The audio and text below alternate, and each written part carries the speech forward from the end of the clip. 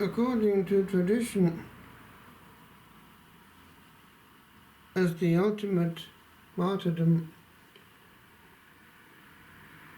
she was threatened with having her eyes gouged out. And Lucy simply said, regarding her beautiful eyes, "Take them. The Lord will give them back to me."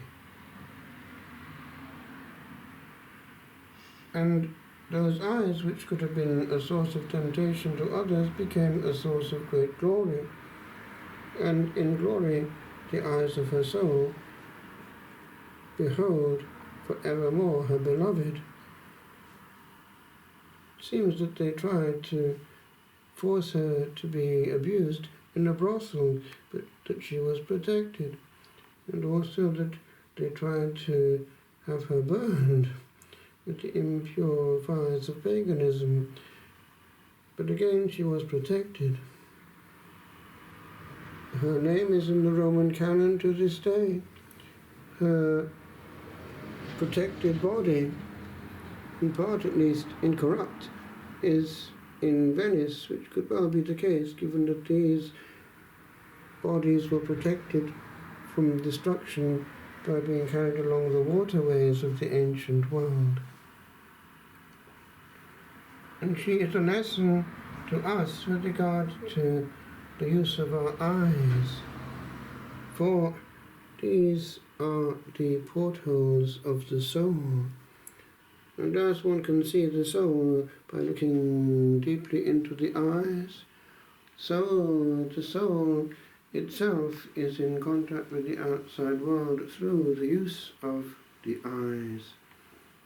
And we ourselves are exposing our souls to the impure and the demonic by placing our eyes where they should not land. The blind do not have eyes, but they have other senses much sharpened. In university days, I had a friend who was totally blind, and we had to read to him, and he told me what it was like to be blind.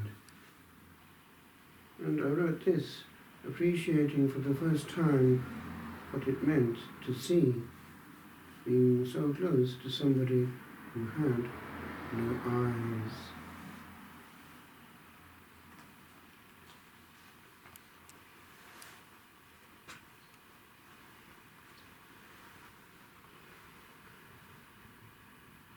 I had a friend who lived behind a screen that was even denser than the one I know.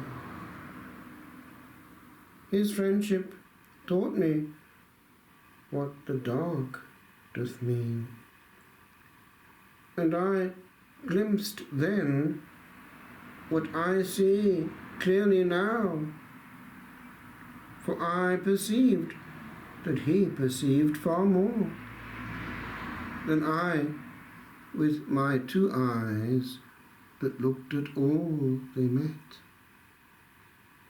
For, seeing ere his inmost core, his spirit never walked beyond thought's wall.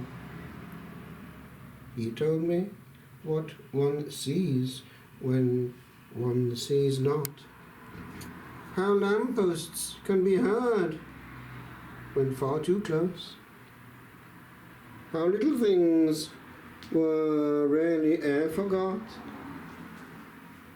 how he beheld a person through his nose.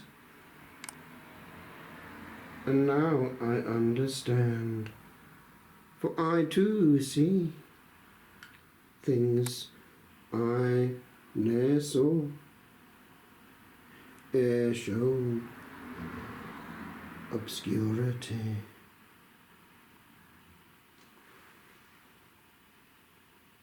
I wrote those in the Carthusian cell, where there was very little to see. Obscurity opens the eyes that have nothing more to look at.